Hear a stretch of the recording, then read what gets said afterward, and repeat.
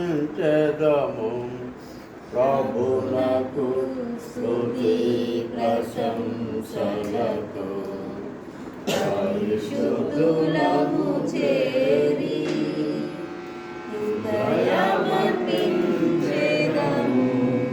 ప్రభునకు స్తుతి ప్రశంసలతో పరిశుద్ధులము చేరి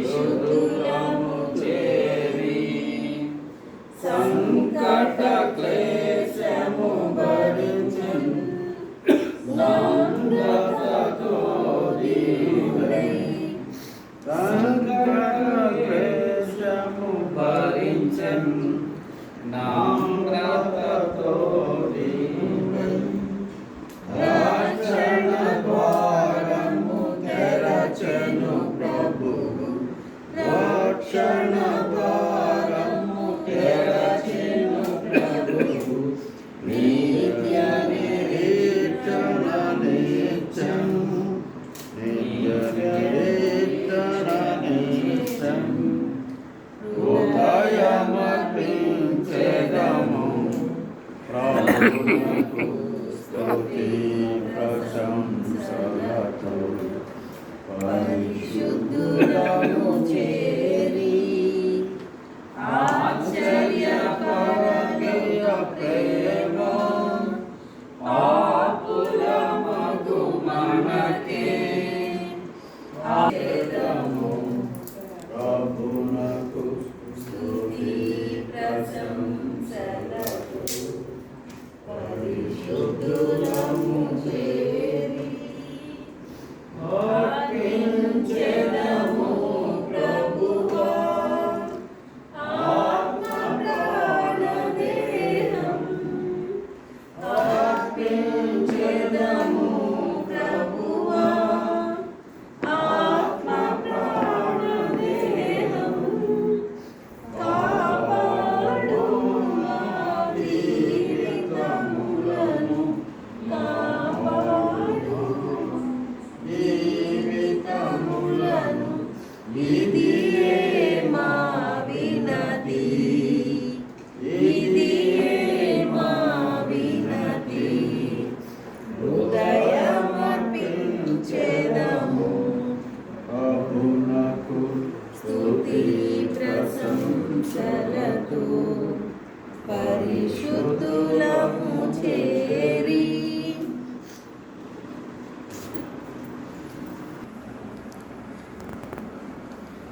అవ్వమ్మ గారు అలాగే చిలకమ్మ గారు ఇంకా కొందరు కంచెట్లపాలెం నుండి వచ్చేవారు. అప్పుడు రోడ్లు కూడా లేవు. నిన్న ఉదయము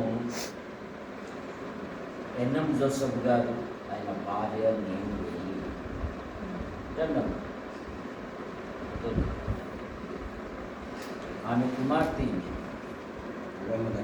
వాక్యం చెప్పి బలపరిచి వస్తే ఇంకా ఒక మాట మరి పుల్లా అవ్వమ్మ గారు యేసుక్రీస్తునందు విశ్వాసం ఉంచారు. ప్రతి ఆదివారం దేవుని ఆరాధించినట్టు వారు నడుచుకుంటూ వచ్చారు. ఆమె కుమార్తె ఈమె. తర్వాత ఈమె పిల్లలు కూడా యేసు ప్రభుని నమ్మి మరి వివాహాల కొరకు ఎదురు చూస్తూ ఉన్నారు. మీరందరూ ప్రార్థన చేయండి. నిన్న వెళ్ళి చెప్పారు, సహవాసాన్ని వదలకూడదు, మీరు దేవుని సంఘానికి రావాలి అన్నప్పుడు ఆమె వచ్చింది. అదెంతో మాకు సంతోషం. 42వ కీర్తన.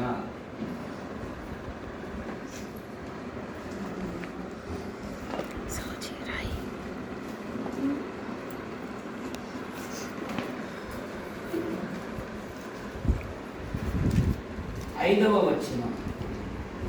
నా ప్రాణమా నీవు ఎలా కృంగి ఉన్నావు, నాలో నీవేలా తొందరపడుచున్నావు. దేవుని యందు నిరీక్షణ ఉంచుము, ఆయనే నా రక్షణకర్తనియు నా దేవుడనియు చెప్పుకొనుచు ఇంకను నేను ఆయనను స్తుతించదు. 11వ వచనంలో కూడా నా ప్రాణమా నాలో నీవేళ కృంగి ఉన్నా, నాలో నీవేళ తొందరపడుచు, దేవుని యందు నిరీక్షణ ఉంచు, ఆయనే నా రక్షణకర్త నా దేవుడు, ఇంకాను నేను ఆయనను స్తుతించు.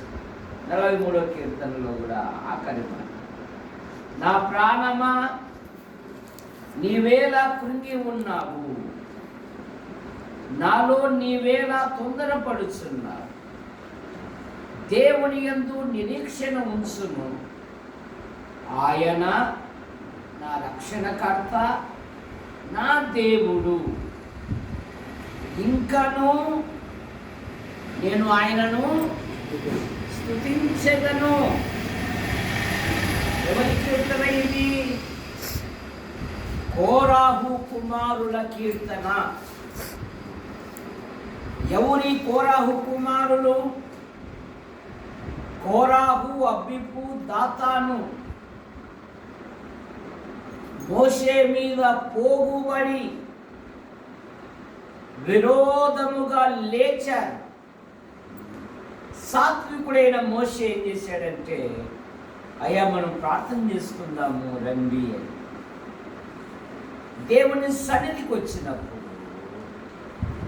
అజ్ఞాగ్ని చేత తిరగబడిన వారు 7 వింతల్లో ఒక వింత అన్నట్లుగా భూమి నెరవిడిచి కోరాహు, అబీబు, దాతాను భూమి నెరవిడిచి సజీవముతో వారిని మృంగివేసి, కానీ కోరాహు కుమారులు తండ్రి యొక్క దుష్ట ఆలోచనకు వారు ఏకీభవించలేదు. వారు తమ ఇళ్లలోనే ఉన్నారంట. దయగలిగిన దేవుడు కోరాహు కుమారులను దేవుని మందిరములో గాయకులుగా ఏర్పరచు.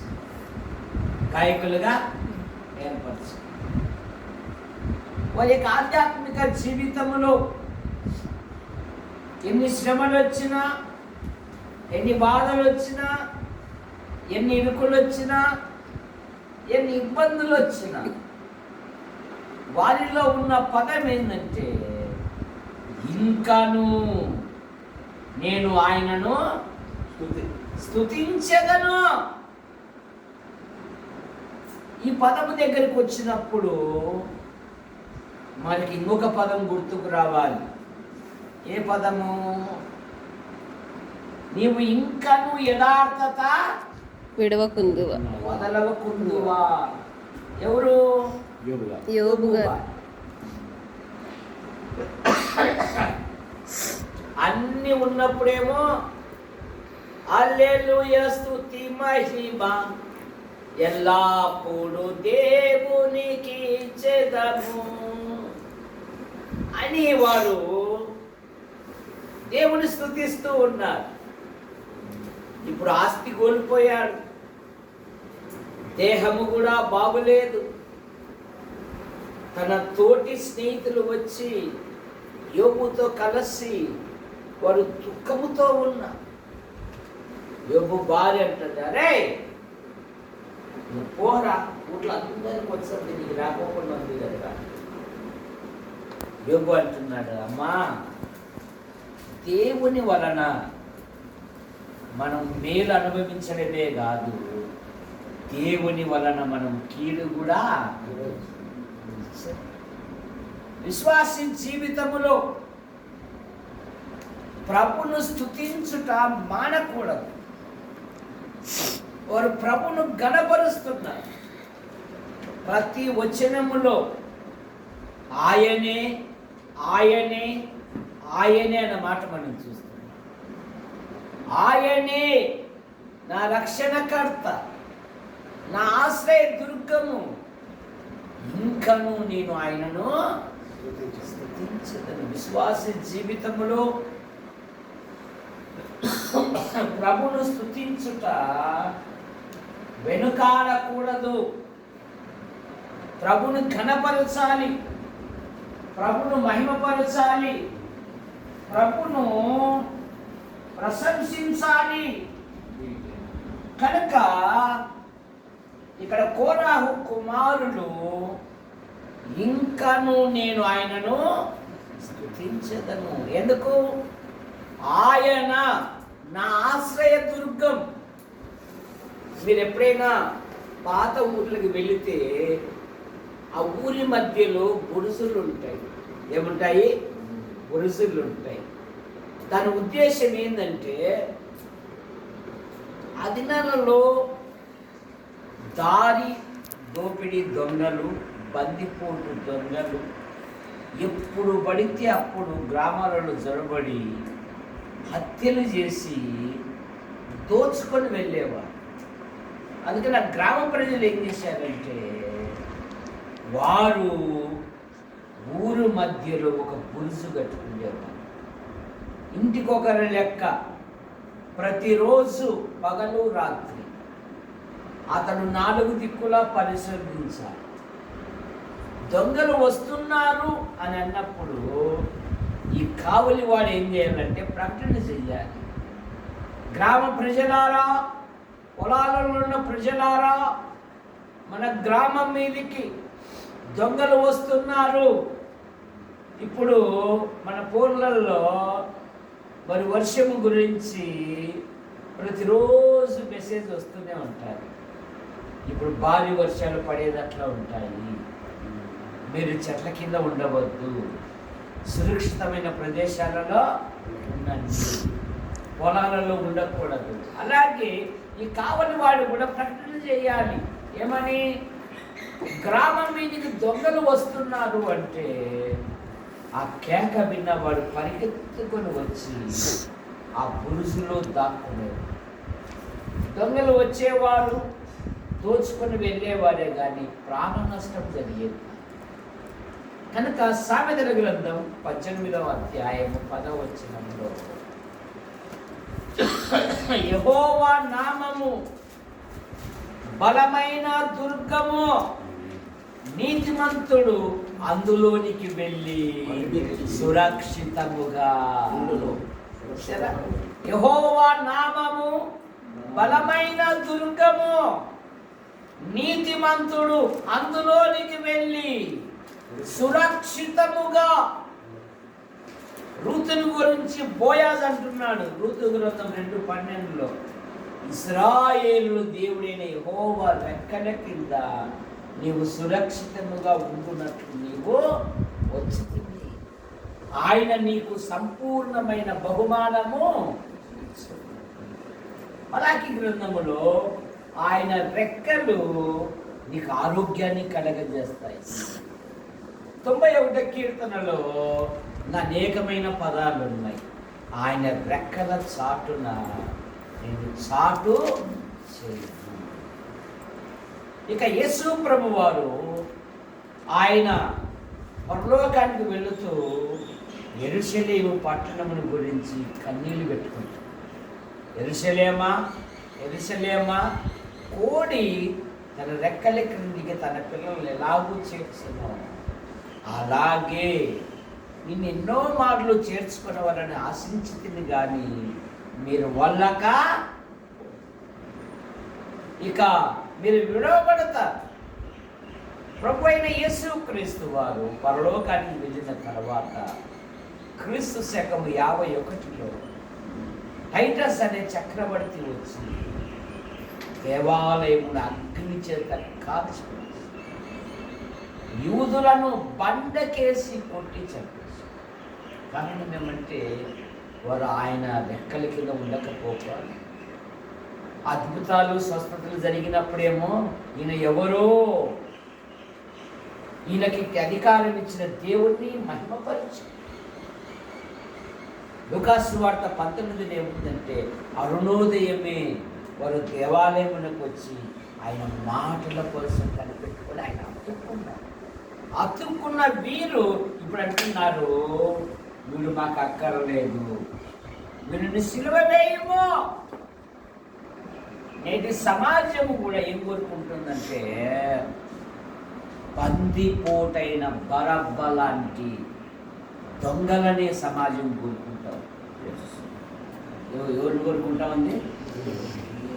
దొంగలని, దౌర్జన్యం చేసేవారిని, హత్యలు చేసేవారిని, సమాజంలో అతడంటే భయపడే వారిని కోరుకుంటా ఉన్నారు.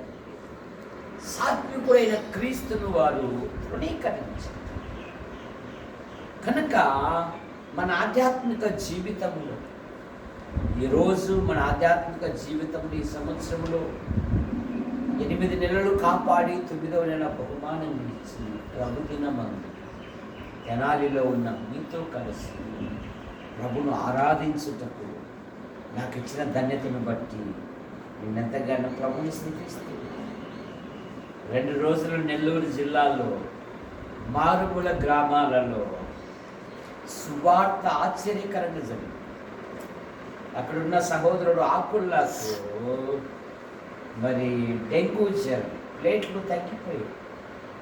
వాటికి అడిగాను, ఆకుల్లా బలహీనత ఉన్నావు కదా, నువ్వు రా అంటే, లేదు సార్ దేవుడు నాకు మళ్ళీ ప్లేట్లు ఇచ్చేసాడు, ఆరోగ్యం ఉంది. కాదయ్యా నేను వస్తాను, సిబ్బంది కదా, ఈ ఆరోగ్యం సరిలేదు కదా, నేను వస్తే భారం కదా అంటే, లేదు సార్ నేను ప్రార్థన చేసుకున్నాను, నిర్ణయించుకున్నాను, వాయిదైతే కాదు అని. నేటి క్రైస్తవ్యం ఎలా ఉందంటే చిన్న తుంపర్ల వానకే ఆరాధనని మారుతారు.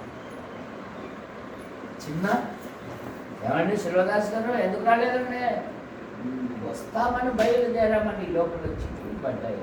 వాన కూడా కాదంట, ఏం పడ్డాయి చూసారు. అలా కాదు నీ ఆధ్యాత్మిక జీవితం. మనందరికంటే మన ప్రభు ఆయన స్తుతుల మీద ఆసీనుడైన మన ప్రియులు పెద్దలు కట్టుపల్లి యోహానంకు ఆంధ్ర తెలంగాణలోని ఆయన అనేక సంఘాలు స్థాపించి తెలుగు సాహిత్యములో ఎందరో మేధావులు ఉన్నారు. కానీ ఆదివారాన్ని ఆయన ఏం చేశాడంటే ప్రభు దినము అని ఏం పెట్టాడు? ప్రభును ఆరాధించే దినం, ప్రభును స్తుతించే దినం, ప్రభును జ్ఞాపకం చేసుకొని ఆయనకు కృతజ్ఞతాస్తుతులు చెల్లించే దినం, ద లార్డ్స్ డే. ప్రభును గణపరిచే దినం. ఆదివారం హాలిడే జాలిడే కాదు, ద లార్డ్స్ డే. విశ్వాసి గృహములో ఆరాధన అనేది ఎప్పుడు ప్రారంభమవుతుందంటే శనివారం సాయంత్రమే ప్రారంభమైంది. అది ఇంట్లో 7 మంది అనుకో, ఆ 7 మంది ఉదయాన్నే స్నానాలు చేయాలి. రా రా రా రా సరే. అదే శనివారం నువ్వు సిద్ధపడినావు అనుకో, ఉదయాన్నే లేచి చక్కగా టిఫిన్ చేసుకొని వచ్చేయచ్చు. ఇంకా ప్రభువును స్తుతించుట విశ్వాసి మర్చిపో. యోహాను గారు రక్షింపబడిన యవన జీవితంలో ఆయన ప్రభువును ఆరాధించుట, చెప్పులు లేని సమయంలో కూడా ఆయన రేపల్లెకు వెళ్ళి దేవుని ఆరాధించి వచ్చాడు. ఏ రోజు కానీ మిస్ చేసుకోలేదంటే ఒక ఆదివారం. ఈ ఆదివారం ఏమి లేదండి, మా బంధువుల ఫంక్షన్ అండి, మేము వెళ్ళాలండి, మేము వెళ్ళకపోతే వాళ్ళు కూడా రారు. నిజ క్రైస్తవుడు ఏం చెప్పాలంటే ఆదివారం మేము రాము అన్నారు. ఏమనాలి? ఆదివారము మేము, బాగా చెప్తావు, ఆడిడ బాగా దీనికి గుండ్రాయి మాదిరి ఉండి బాగా చెప్తావు. మా బంధువులు రారు, మళ్ళా మా బంధువులు కనుక మేము వెళ్ళాలి. ట్రెండ్ కూడా మారింది. పెళ్ళైనా ఫంక్షన్ అయినా ఆదివారమే పెట్టుకుంటున్నారు. ఆ మధ్య ఒక ఆమె వచ్చి పెళ్లి కార్డు ఇచ్చింది. మామ ఆదివారం 11 గంటలకు నా కూతురు పెళ్ళి, మామ నువ్వు రా. ఎవడమ్మా ఇది పెట్టేదంటే పాస్టర్ గారేనా? ఏమమ్మా వాడు ఏమన్నా దేవుని స్తుతించేవాడా, గణపరిచేవాడా? వాళ్ళు ఎవరంటే వృత్తి బోధకులు. వాళ్ళు ఎవరు? వృత్తి బోధకులు. మేము భక్తి కోసం కాదు, దేవదానం గారు భక్తి కోసము అంటున్నారు వాళ్ళు. పైగా నీకు అభిషేకం లేదు, నువ్వు కింద ఉండి మాట్లాడు, మాకు అభిషేకం ఉందంటున్నారు, చెవిలో మందు సీసా పెట్టుకుంటానే ఉంటున్నారు. నువ్వు దేవుణ్ణి ఆరాధించుట, ఏ పని కూడా మీరు చేసుకో. ఇదిగో ఆయనే నా రక్షణకర్త, నా దేవుడని ఇంకను నేను ఆయనను స్తుతించెదను. విశ్వాసి జీవితములో ప్రభును ఘనపరుచుట, ప్రభును మహిమపరుచుట, ప్రభును ప్రశంసించుట విశ్వాసి మరవకూడదు. 31వ కీర్తన 4వ వచనం. 31వ కీర్తన 4వ వచనం. నా ఆశ్రయము నీవే, నన్ను చిక్కించుకున్నట్లే శత్రువులు రహస్యముగా పట్టిన వలలో నుండి నన్ను తప్పించుము, నీ చేతికి అప్పగించుచున్నాను. భక్తుడేమంటున్నాడు? నా ఆశ్రయము నీవే, నన్ను చిక్కించుటకై శత్రువులు రహస్యముగా వలలు కొట్టారు, కానీ నన్ను తప్పించువాడము నీవే. ఆనాటి మహిళలు గొల్యాతు ఇశ్రాయేలు దేశానికి యుద్ధానికి వచ్చినారు.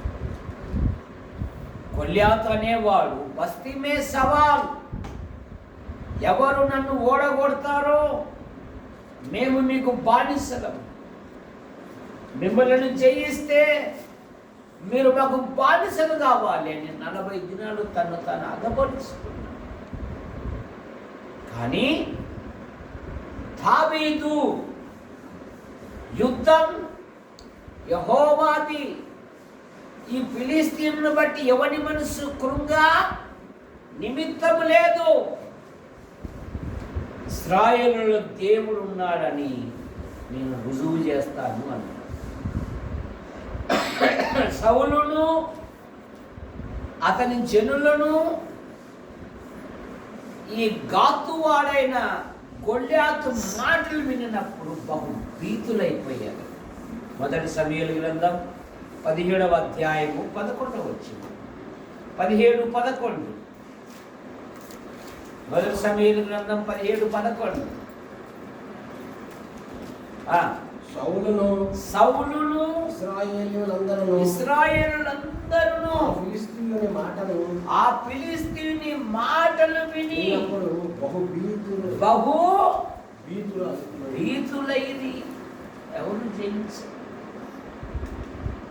అందుకని సౌలు గారు ప్రకటన చేశారు, ఎవరైతే గొల్యాతును అంతమొందిస్తారో, ఇశ్రాయేలు దేవుని సైన్యమునకు, ఇశ్రాయేలు యువ సైన్యమునకు ఒక సదవకాశం. ఎవరైతే గొల్యాతును చేయిస్తారో అతనికి నా కుమార్తెను ఇవ్వడమే కాకుండా సగరాజ్యం అతను రాయించడమే కాకుండా ఇశ్రాయేలీయులు అతన్ని స్వతంత్రుడని ప్రకటిస్తాను అని దావీదు అన్నలు వెళ్ళారు. 40 దినాలు అయింది, ఏమీ చేయలేరు. గొల్యాతు మీదకి వెళుతున్నప్పుడు బండరాయితో కొట్టాడా, కంకర్ రాయితో కొట్టాడా, ఏటి రాళ్లతో కొట్టాడు.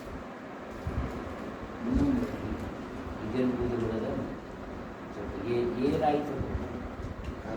పండ్లు రాళ్ళు కొట్టుకోవడానికి ఏ రాయి అయినా సరే అంటారు. ఒక చిన్న గుడక రాయితో ఏం చేశాడు? గొల్యాతును అంతమంది వాడి కత్తితోనే వాడి తలను ఛేదించాడు. కానీ ఊర్ల నుండి, ఇశ్రాయేలు దేశము నుండి, అనేక ఊర్ల నుండి వచ్చి దావీదును సౌలు ఎదుట పొగుడుతూ ఉన్నారు. ఆ పొగడ్త దావీదు జీవితానికి శాపంగా ఉంది. సౌలు ఒకసారి భోజనానికి రమ్మన్నాడు, ఈటతో ఇస్తాడు, 2 సార్లు తప్పించుకున్నాడు. అరే ఆడ కూతురు దగ్గర ఉంటాడు, మంచంతో సహా ఎత్తుకున్నాను రా అన్నాడు. అది దావీదు నాకు దేవుని వాగ్దానం అన్నట్టు. 2 సమూయేలు గ్రంథం 8, 6, 14 వచనాలలో దావీదు ఎక్కడికి వెళ్ళినను యెహోవా అతనిని తోడుగా వాడుచూ ఉండేది. ఒక పదాన్ని 2 సార్లు రాయించాడంటే, ఒక పదాన్ని 3 సార్లు రాయించాడంటే దాని మీద మన మనసు. ఒక కోరహ కుమారుడు, ఆయనే నా రక్షణకర్త, మన పాపముల కొరకు, మన దోషముల కొరకు ఆయన శిలువలో బలియాగం, పాతాళం నుండి, సాతాన్ అధికారం నుండి, లోక ఇచ్చల నుండి వాళ్ళని తప్పించి దేవుని రాజ్యానికి వారసులుగా చేశారు. ఆయన మన రక్షకుడు, ఆయనే నా రక్షణకర్త అంటున్నాడు. 2వ మాట 55వ కీర్తన 22వ వచనం, 55:22 నీ భారము యెహోవా మీద మోపుము, ఆయనే నిన్ను ఆదుకొను. నీతిమంతులను ఆయన ఎన్నడూ కదలనీయడు. కదిలేవారు ఉన్నారంట బైబిల్. ఎవరు కదిలేవారు? వీడేమో నీతిమంతులను ఎన్నడూ కదలనీయడు అంటున్నాడు. కదిలేవారు కూడా ఉన్నారంట. ఎవరు వాళ్ళు? యెషయా గ్రంథంలో భక్తిహీనులు కదులుచున్న సముద్రము అని కదిలిపోతారు. కానీ ఇక్కడ అంటున్నాడు, ఏమంటున్నాడు? ఆయన నిన్ను ఆదుకునే దేవుడు. నీ ఆధ్యాత్మిక జీవితం ఆయన వైపు చేయి. పేతురు యేసు ప్రభు వైపు చూసేంత వరకు భూమి మీద నడిచినట్టు సముద్రం మీద, నీళ్ళ మీద దివైతి. ఎప్పుడైతే గాలిని చూసి ప్రభువా అని కేక వేశాడో, అది ఏముందంటే ఆయన వెంటనే చేయించాల్సి మహాజలరాశుల నుండి లేవనెత్తి. నిన్ను ఆదుకునే దేవుడు, లోకము కాదు, మనుషులు అంతకంటే కాదు, నిన్ను ఆదుకొని వాడు ఆయనే. 2వ దినవృత్తాంతములు 13వ అధ్యాయము 18వ వచనము.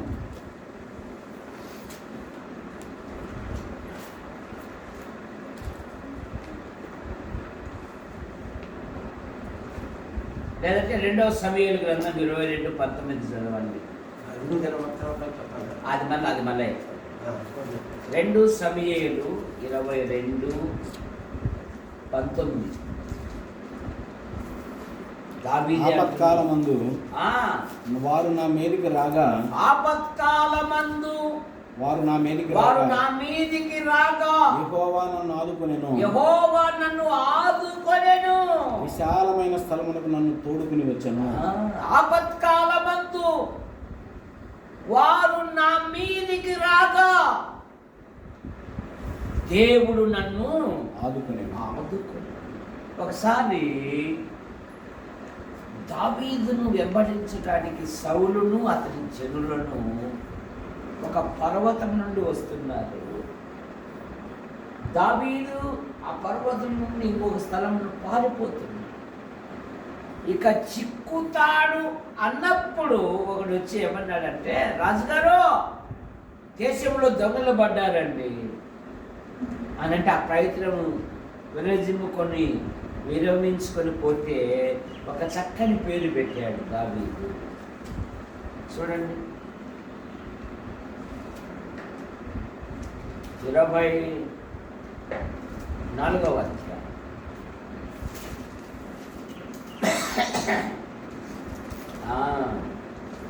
27వ వచనం 23:17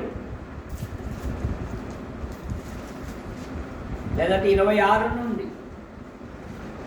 సౌలు పర్వతము ఈ తట్టుకును దావీదును అతని జనులు 1 సమూయేలు గ్రంథం 23:16 అతని జనులు పర్వతము ఆ తట్టును పోవచ్చు ఉండగా దావీదు సౌలు దగ్గర నుండి తప్పించుకొని పోవాలని త్వరపడుచు సౌలును అతని జనులను దావీదును అతని జనులను పట్టుకొని వారిని చుట్టుకొని ఇట్లుండగా ఒకడు సౌలు వద్దకు వచ్చి, నువ్వు త్వరగా రమ్ము, ఫిలిస్తీన్లు దండెత్తి దేశంలో జొరబడి ఉన్నారని చెప్పగా సౌలు తరుముట మాని వెనకకు తిరిగి ఇశ్రాయేలును ఆ ఫిలిస్తీన్లను ఎదుర్కొనుటకు వెళ్ళిపోయాడు. కాబట్టి సెరహాలెమ్మ లెకోతు అని ఆ స్థలమునకు పేరు భయ విముక్తి శిల. నా భయముల నుండి నన్ను తప్పించి ఆయనే నన్ను ఆదుకొనువాడు. ఎందుకంటే నీతిమంతులను ఆయన ఎన్నడూ కదలా యెషయా గ్రంథం 41:9-10 వచనాలలో భూ దిగంతముల నుండి దాని కొనల నుండి పట్టుకొనువాడా, భయపడకుము, నేను నీ దేవుడను, దిగులు పడకుము, నేను నిన్ను బలపరుతును, నీతి అను నా దక్షిణాస్తముతో నిన్ను బలపరుచును, నిన్ను ఆదుకొందును. మనం ప్రభుని గురించి మాడివేశాం. మాకేనా ఈ కష్టాలు, మాకేనా ఈ దుఃఖాలు, మాకేనా ఈ బాధ. వాళ్ళు క్రైస్తవులే కానీ ప్రార్థన చేసుకోరు, వాళ్ళు క్రైస్తవులే కానీ బైబిల్ చదువుకోరు, వాళ్ళు క్రైస్తవులే కానీ దేవుని సన్నిధికి వెళ్ళరు. కానీ వాళ్ళు ఎంత క్షేమాభివృద్ధి నొంది ఉన్నారో. దుష్టులకు విజయము కొద్ది కాలమే, చివరి విజయము దేవుని పిల్లలకి, చివరి విజయము దేవుని పిల్లలకి. అందుకని ఆయన అన్నాడు, అంతము వరకు సహించాలి. మనం సహించడానికి ఇష్టపడమే, ఓర్చుకోవడానికి ఇష్టపడమే, భరించడానికి ఇష్టపడమే. ఇదిగో దేవదానం గారు, నేను ప్రార్థనకి అయితే వస్తాను, కానీ ఒక్కరు కూడా పల్లెత్తి మాట్లాడకూడదు. చూడండి, మా తప్పులు ఎవరే కానీ ఎత్తి చూపకూడదు. అలాగైతే నష్టపో. క్రీస్తు కొరకు శ్రమైన, బాధైన, కరువైన, ఖడ్గమైన క్రీస్తు ప్రేమ నుండి మనలను ఏదియు ఎడబాపన్నారు. 62వ కీర్తన 6వ వచనం 3వ మాట, ఆయనే ఆశ్రయ దుర్గము. ఎవరంట? ఆయనే ఆశ్రయ దుర్గం. మొదటి మాట, ఆయనే మన రక్షణకర్త. రెండవ మాట, నిన్ను ఆదుకొని వాడు ఆయనే. ఇప్పుడు 3వ మాట, ఆయనే ఆశ్రయ దుర్గము. మన ప్రజలకు ఇప్పుడు 2 దినవృత్తాంతములు 13-14 చదవాలి. 2వ దినవృత్తాంతములు 13-14.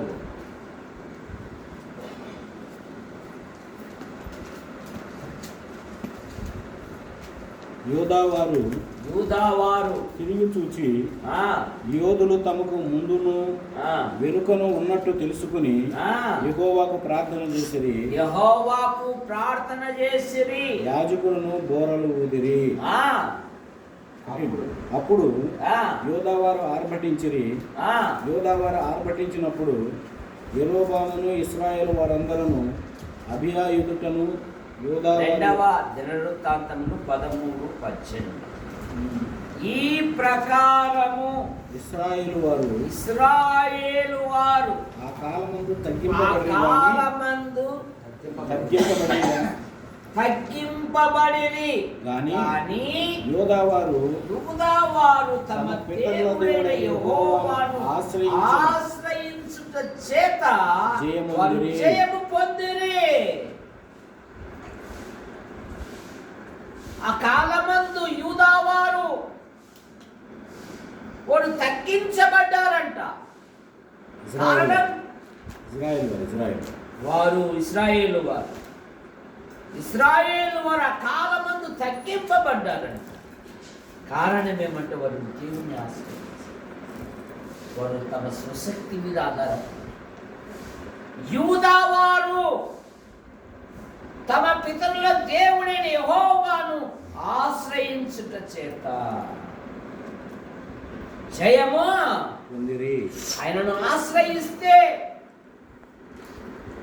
ఆయన మనకు జయమిచ్చే దేవుడు. ప్రార్థన చేయవు,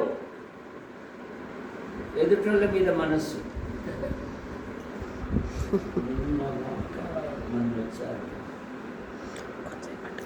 మన ఇంటి ముందు అద్దెకు దిగారు.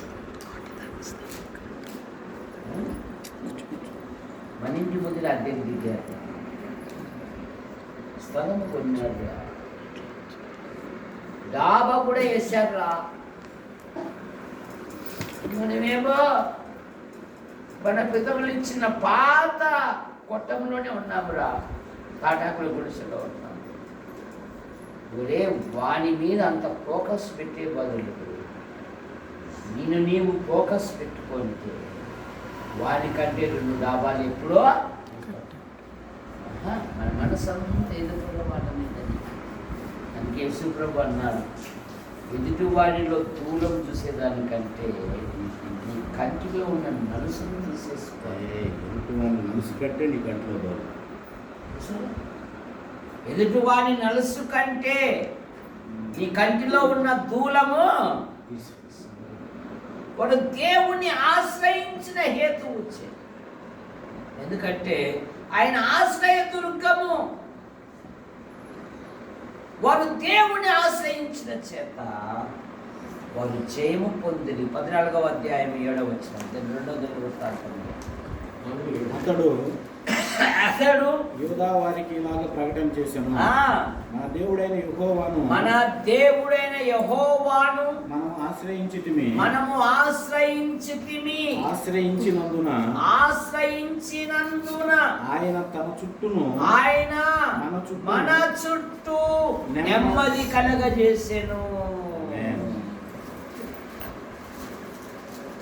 మనము మన దేవుడైన యెహోవాను ఆశ్రయించితిమి, ఆయన మన చుట్టూ నెమ్మది కలగజేశాడు. దేవుని ఆశ్రయించాలి విశ్వాసి. ప్రతి పరిస్థితులలో దావీదు 9 మార్లు విజ్ఞాపనం చేశాడు. ఎన్ని మార్లు? ఎందుకు? యుద్ధ వీరుడే. దావీదు కత్తి పట్టాడంటే సింహపు గుండె ధైర్యం కలిగిన వాడు కూడా దిగులు వదులుతాడు. కానీ తన నైపుణ్యాన్ని నమ్ముకోలేదు దావీదు. నేను కేయిల వారి మీద యుద్ధానికి పోవాలా, వెళ్ళు అంటే వెళ్ళేవారు, ఆగు అంటే కేయిల ప్రజలు కృతజ్ఞత లేనివారు. వారికి ధాన్యము దోసుకొని పోయినప్పుడు దావీదు చూసి కేయిల ప్రజలను రక్షించాడు. మళ్ళీ అడుగుతున్నాడు, నేను ఇక్కడ ఉన్నాను కదా, సౌలు నుండి తప్పించబడి ఇక్కడ ఉన్నాను కదా, ఈ కేయిల ప్రజలు నన్ను అప్పగిస్తారంటే దేవుడు అంటున్నారు, వారు తప్పకుండా నేను అప్పచెప్తాను. ఆ దినాలలో ధాన్యము అనేది విలువైనదే. ధాన్యము దోసుకొని వెళ్తా ఉంటే దావీదు ధైర్యముగా ఫిలిష్తీయులను ఓడించి కేయిల ప్రజలు రక్షిస్తే కృతజ్ఞత లేని ఆ కేయిల ప్రజలు దావీదును అప్పగించడానికి ప్రయత్నం. అందుకని దావీదు ప్రతి విషయములో దేవుణ్ణి ఆశ్రయించి 5వ కీర్తన 11వ వచనం, 5వ కీర్తన 11వ వచనం, నిన్ను ఆశ్రయించు వారందరూ 5:11 నిన్ను ఆశ్రయించు వారందరూ సంతోషించెదరు. నీవే వారిని కాపాడుదువు గనుక వారు నిత్యము ఆనందధ్వని చేయుదురు. నిన్ను ఆశ్రయించు వారందరూ వారు సంతోషము ధ్వని చేస్తారంట. ఎందుకు?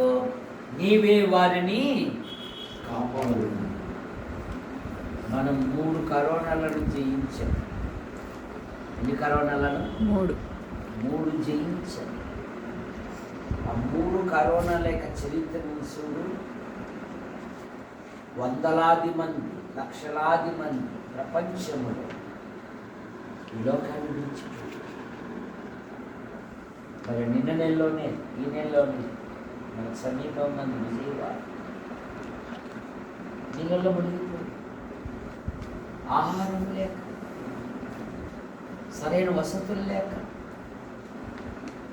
కొంత నీళ్ళల్లో చనిపోయి పశువులు కొట్టుకుని పోయి రైతులు అంటున్నారు, ఆ బర్రెలు మేము గడ్డి పెట్టలేము, ఎవరైనా తోడుకొని కొంటూ ఉచితంగా తోడుకున్నాను.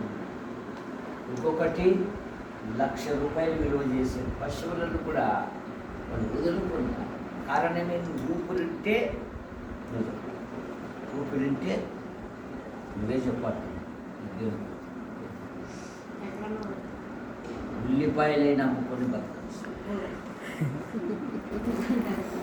ఊపిరి ఉంటే 30 అమ్ముకొని బతకచ్చు.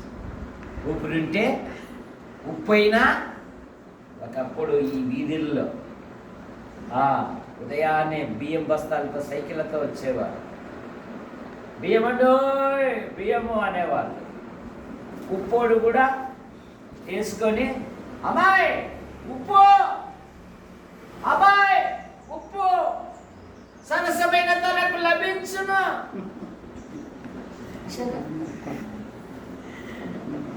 రోజు మనం క్షేమంగా ఉన్నామంటే దేవుని ప్రభుని స్తుతించాలి, మన ప్రభును ఘనపరచాలి, మన ప్రభును మహిమపరచాలి. 4వ మాట, ఆయనే తృప్తిపరచు. 147వ కీర్తన, 147వ కీర్తన 14వ వచనం. ఈ సరిహద్దులలో సమాధానం కలుగు చేయవాడు ఆయనే. మంచి గోధుమలతో నిన్ను తృప్తిపరచువాడు. నిన్ను తృప్తిపరుస్తాడంట దేవుడు. యేసు ప్రభు యొద్దకు వచ్చిన ప్రతి వారిని ఆయన ఆకలితో పంపివేయట ఆయనకు మనస్సు లేదంట. ఆయనకేం లేదంట? మనస్సు లేదు. చూడండి మత్తయి సువార్తలో, ఈ జనులు 3 దినాల నుండి నా దగ్గర ఉంటున్న బోధ వింటూనే ఉన్నారు, మరి వీళ్ళనేమైనా ఆహారము వారిని ఒట్టి మనస్సుతో. చూడండి 15వ అధ్యాయం 32వ వచనం.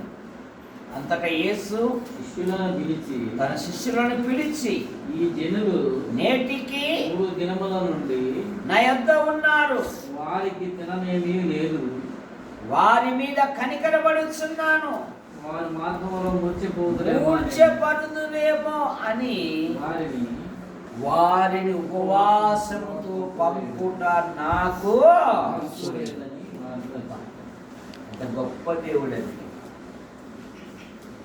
వారిని ఉపవాసముతో పంపుట నాకు మనస్సు లేదు. దేవుని యొద్దకు వచ్చిన ప్రతి వారిని ఆయన తృప్తిపరిచే దేవుడు. ఆయన ఏం చేస్తాడు? తృప్తిపరిచే దేవుడు. అరణ్యములో వారి ఆకలి కొరకు అంతరిక్ష ద్వారములను తెరిచాడు. వారి దాహము కొరకు భూమి యొక్క అగాధములను తెరిచాడు. 40 సంవత్సరాలు ఏమీ తక్కువ కాకుండా లక్షలాది మందిని ఆ అరణ్యంలో వారికి వంట చేయాలంటే ఎన్ని కట్టెలు కావాలి, ఎన్ని పాత్రలు కావాలి, ఆ పాత్రలన్నీ కడగడానికి ఎన్ని సబ్బులు కావాలి. దేవుని మహా కనికరం చూడండి. వారి వస్త్రములు తగిలిపోలేదు, వారి కాళ్ళకు వాపు రాలేదు, వారి చెప్పులు కూడా పాతగిలిపోలేదు. అమ్మాయి, నువ్వు బోయాసు భార్యవు కదా, నువ్వు చిన్న మెట్లు ఆడనుకున్న వారమంతా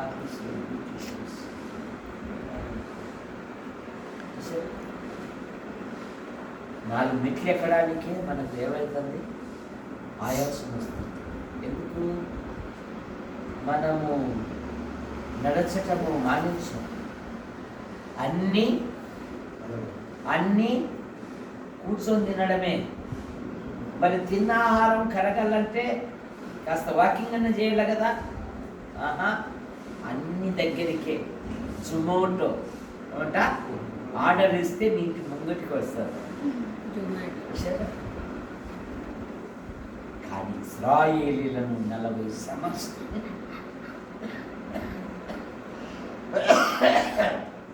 ఆయన అద్భుతముగా పోషించారు. తన యొద్దకు వచ్చిన వారిని ఆయన ఉపవాసముతో పంపుట నాకు మనసు లేదు. ఎన్ని రొట్టెలు, ఎన్ని చేపలు. శ్రీదాస్ గారి మనవరాలు కదా, ఎన్ని రొట్టెలు, ఎన్ని చేపలతో తృప్తిపరిచాడు. 5,000 రొట్టెల, 5 లారీల రొట్టెలు. ఎన్ని? 5 రొట్టెలు, 2 ఒకసారి తప్పట్లు కొట్టండి. కనీసం బైబిల్ కానమన్నాడు పిల్లలకి. 5 రొట్టెలు, 2 చిన్న చేపలతో వేలాది మంది ఆకలి తీర్చడమే గాక 12 గంపలు ఎత్తారు. వారు తిని తృప్తి పొంది. ఎందుకు 12 గంపలే ఎత్తారు చెప్పండి చిన్నబ్బాయి గారు? ఎందుకు ఎత్తారు? యేసు ప్రభుకి ఎంతమంది? 12 మంది. అయ్యా, ఈ 3 దినాలు పచ్చలలో పాల్గొన్నారు. ఈ భార్య పిల్లలు ఆకలితో ఉంటారు. ఈ భార్య పిల్లలతో తృప్తిగా రావు. సరే, ఆయన వాక్యం వినే వారిని తృప్తిపరుస్తాడు. ఆయన సేవ కొరకు ప్రయాసపడిన వారిని కూడా తృప్తిపరుస్తాడు. అద్భుతముగా సంతానం ఇస్తాడు. ప్రార్థన చేయాలి. ఏం చేయాలా? ప్రార్థన చేయాలి. ఏమనుకోదు, నాదేం లోపం లేదు, వాళ్ళు ఏమన్నా ఉందేమో, ఇలాంటి అనవసరం. సరే, బైబిల్లో కొన్ని కుటుంబాలకు అద్భుతంగా ఇచ్చి, కొన్ని కుటుంబాలకు అద్భుతంగా ఇచ్చారు. మా దగ్గర మా చెల్లెలి కూతురు ట్విన్స్ ఇచ్చాడు దేవుడు, ఒకే కాన్పులోనే, అమ్మాయి అబ్బాయి. వాళ్ళు ఎన్ని సంవత్సరాలు ఎదురు చూశారు? దాదాపు 7 సంవత్సరాలు ఎదురు చూస్తారు. ఎవరు వచ్చినా కూడా పెళ్ళి అయింది మీరేమనుకోలేదా? ఆయన ఇవ్వాల, ఎవరి వల్ల? దేవుడు కనుక ఏం చేయాలా? ప్రార్థన చేయాలి. ప్రార్థన. సంతానము దేవుడు ఇచ్చు బహుమానం. ప్రభువా, మా దాంపత్యం నా హృదయపూర్వక సంతాన విషయంలో నా మధ్య కుటుంబానికి, మా కుటుంబానికి అద్భుతమైన సహాయము చేయండి. మైక్ టైసన్ అనేవాడు ఐ యామ్ గ్రేట్ అనేవాడు, మల్ల యోధుడు. వాడు అట్లా నిలబడతానే చూస్తున్నాను పిడిగుద్దులు గుద్దేవాడు. వాళ్ళ తర్వాత లూయిస్ అనేవాడు ఒకడు వచ్చినాడు. వాడేమన్నాడు? ఇదేమో ఐఆమ్ గ్రేటెస్ట్ అనేవాడు. వాడేమన్నాడంటే ఐఆమ్ లేటెస్ట్ అని మైక్ టైసన్ ఇంకా వాళ్ళు వీడియోలు సిద్ధం చేసి ప్రపంచం పడిపోయాడు. లేటెస్ట్గా ఇస్తాడు ప్రార్థన కృతజ్ఞత. ఏం చేయాలా? సహాయం దయచేసి. బైబిల్లో ఎన్నో కుటుంబాలకు ఇచ్చావు, మరి మా కుటుంబాలలో కూడా నువ్వు అద్భుతమైన కార్యం ప్రార్థన చేస్తే నీ హృదయ కోరిక కూడా ఆయన తీరుస్తాడు. 37వ కీర్తనలో చూడండి మాట, ఆయన నీ హృదయ వాంఛలను తీర్చును.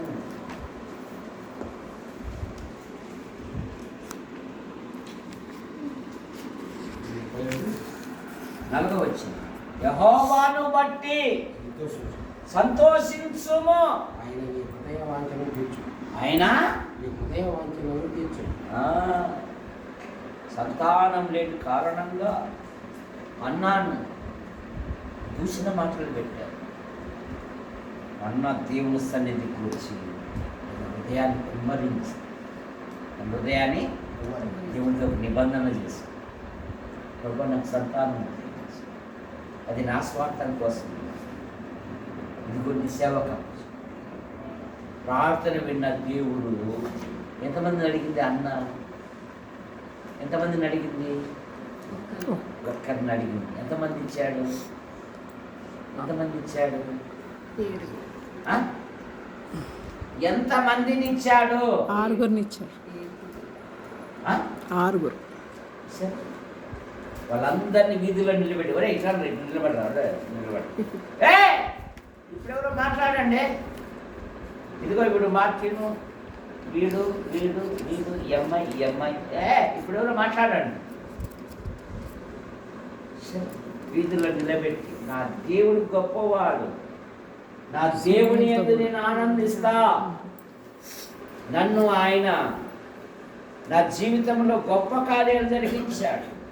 2:21 యెహోవా అన్నాను దర్శించిన తర్వాత ఆమె గర్భవతి 3 కుమారులను 2 కుమార్తెలను కనెను.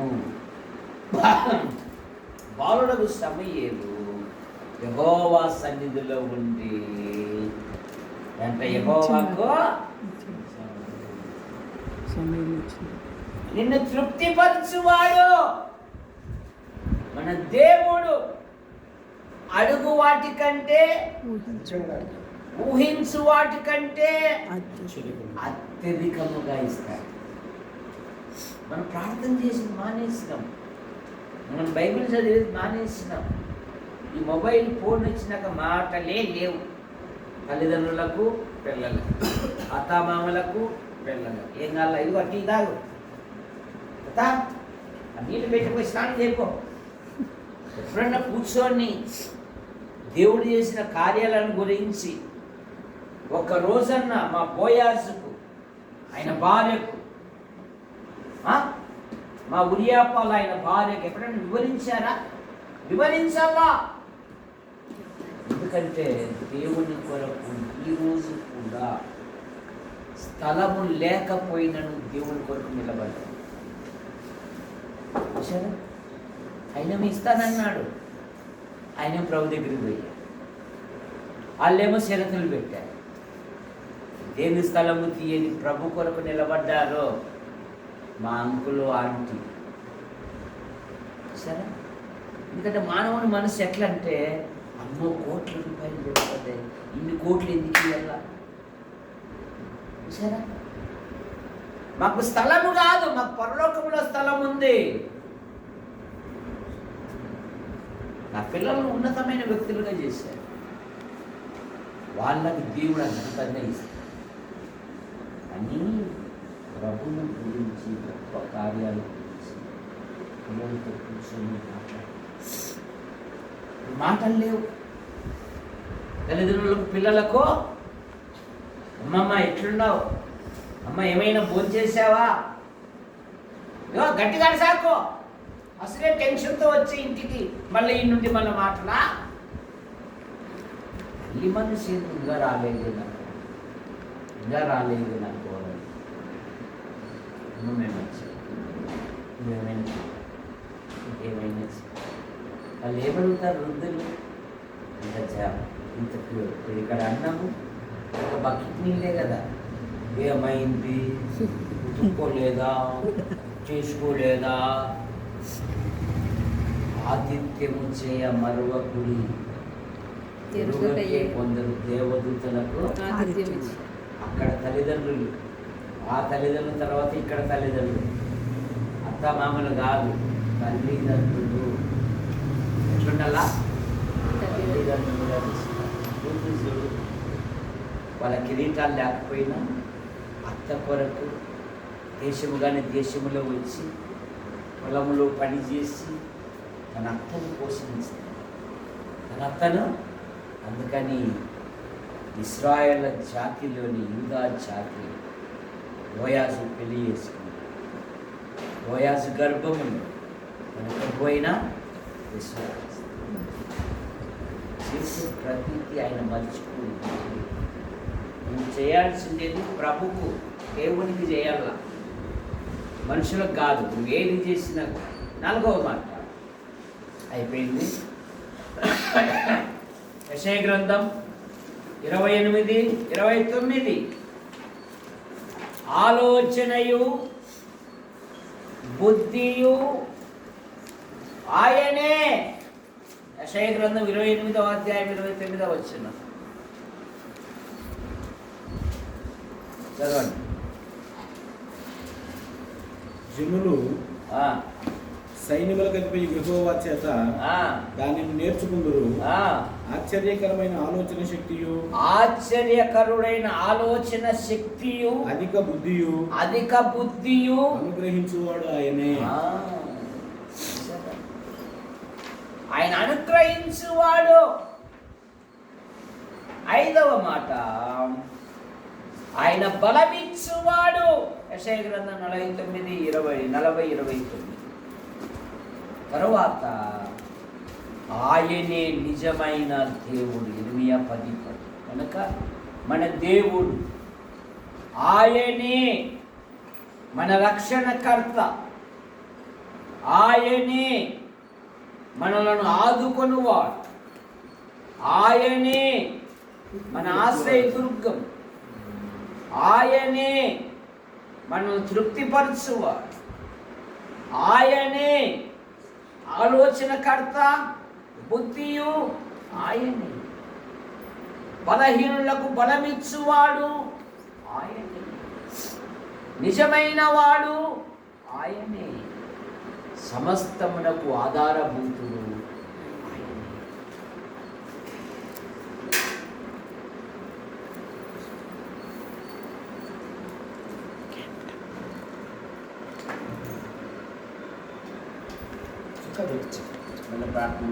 చిన్న మందగా చేరినైనా ఆనందంతో సంతోషంతో నీ గానంతో పాటలతోనూ వాక్య లేఖనాలతో నేను జ్ఞాపకం చేసుకుని ఉన్నాను నాయన.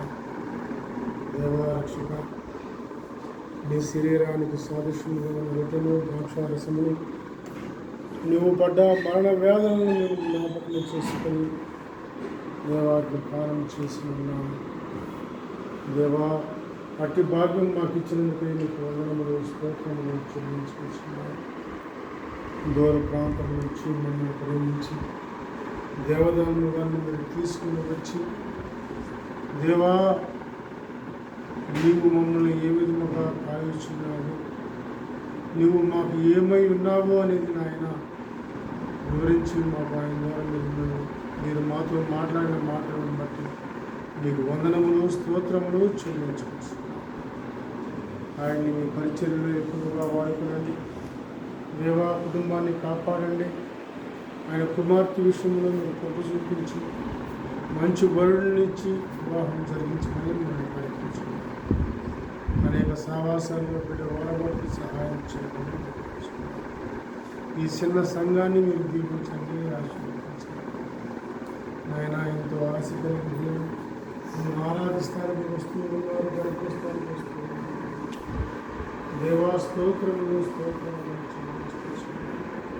వాళ్ళ ఆలోచనలో ఏమైనాయో, వాళ్ళ అవసరం ఏమైనాయో మీకు తెలుసుకుంటారు.